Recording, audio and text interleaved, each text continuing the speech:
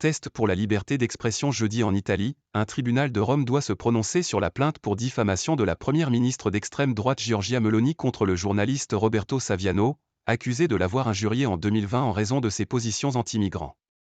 Je suis jugé pour mes paroles critiquant les mensonges populistes de ces dernières années contre les ONG de sauvetage en Méditerranée et les migrants, a-t-il affirmé dans un message posté jeudi sur X. Dans ce procès en première instance ouvert en novembre 2022, Saviano, journaliste et écrivain auteur du best-seller international sur la mafia napolitaine Gomorra, risque jusqu'à 3 ans de prison.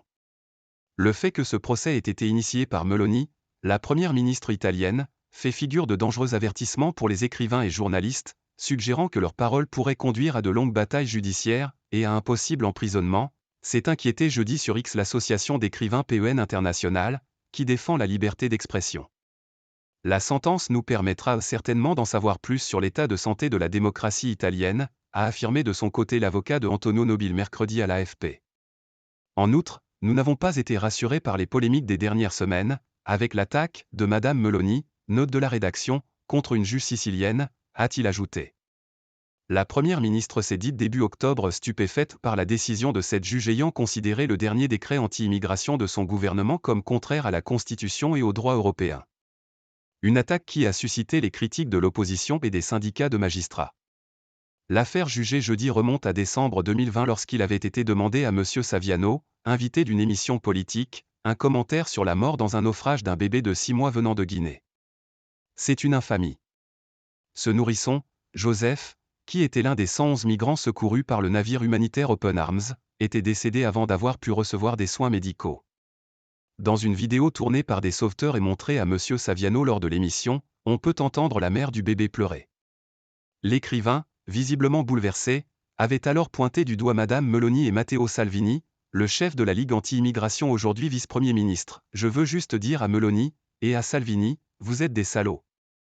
Comment avez-vous pu ?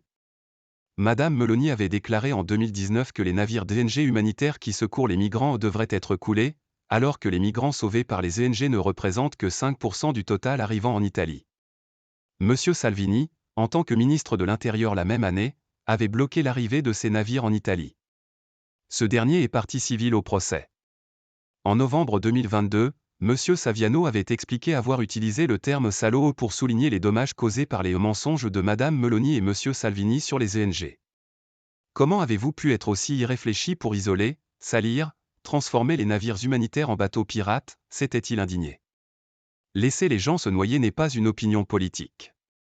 Discréditer les navires humanitaires n'est pas une opinion politique, c'est une infamie, et surtout c'est inhumain, avait-il ajouté.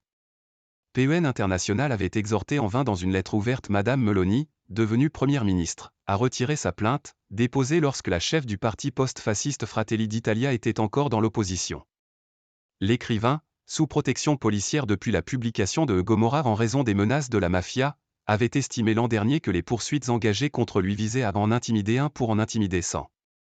Son avocat craint lui aussi l'effet dissuasif d'une condamnation sur les participants au débat public. Les groupes de défense de la liberté de presse estiment que de tels procès sont symboliques d'une culture en Italie dans laquelle des personnalités publiques, souvent des responsables politiques, intimident les journalistes avec des poursuites judiciaires à répétition. L'Italie est au 41e rang du classement mondial de la liberté de la presse 2023 publié par Reporters sans frontières.